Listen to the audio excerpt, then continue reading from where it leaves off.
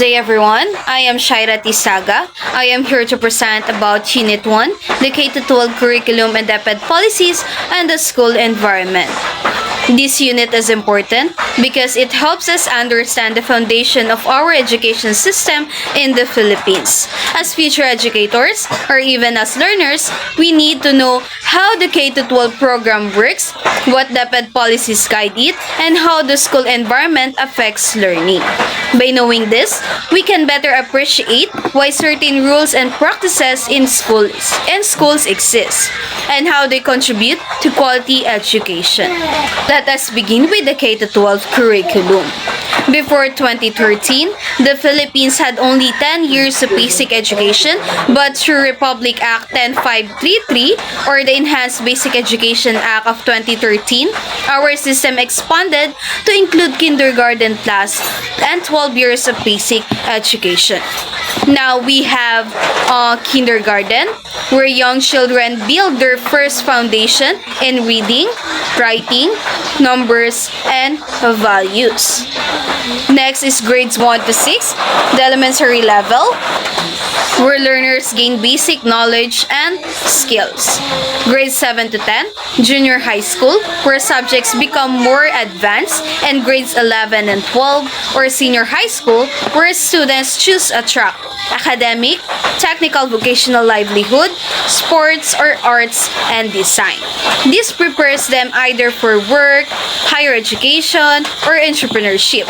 The main goal of the K-12 program is to make sure Filipino learners are ready for life after graduation, whether they choose to work, go to college, or start a business.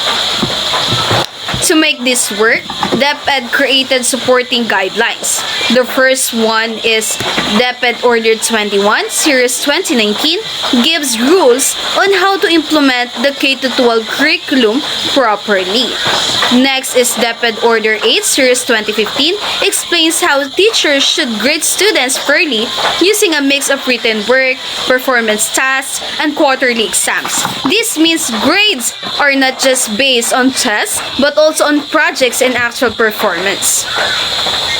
Recently, DepEd introduced the Matatag curriculum or DepEd Orders 010 and 012, Series 2024. Many students felt overwhelmed with too many topics. So this new curriculum reduces content overload. It focuses more on the basics like reading, math, and essential life skills, so learners can master important foundations.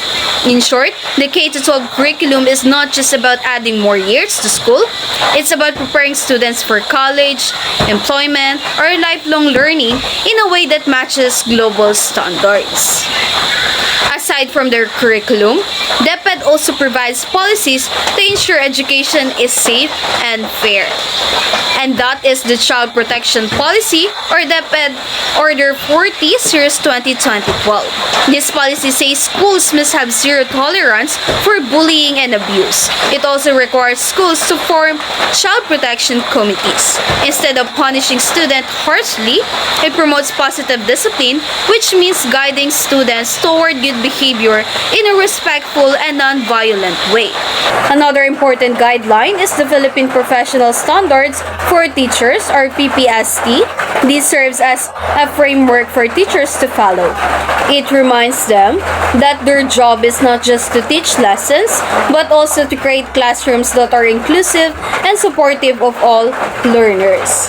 For example, if a student struggles with learning, the teacher should adjust strategies to help the student instead of leaving them behind. These policies ensure that education values both academic learning and student well-being. And the school environment, which refers to the physical, social, and psychological conditions where learning happens. A healthy environment helps students feel safe, motivated, and able to focus. One of the parts of school environment is physical safety. Schools follow the Educational Facilities Manual to ensure classrooms have proper ventilation, lighting, and are prepared for disasters. Example is during earthquakes or typhoons, schools should have clear safety procedures. Next is environmental sustainability.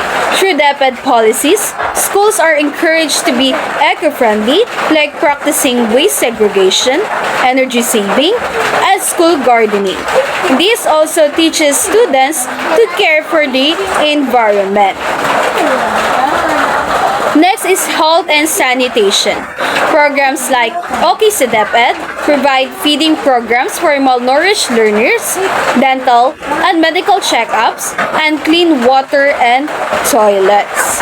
The Universal Healthcare Act also recognizes schools as key places for promoting health. Last is inclusivity.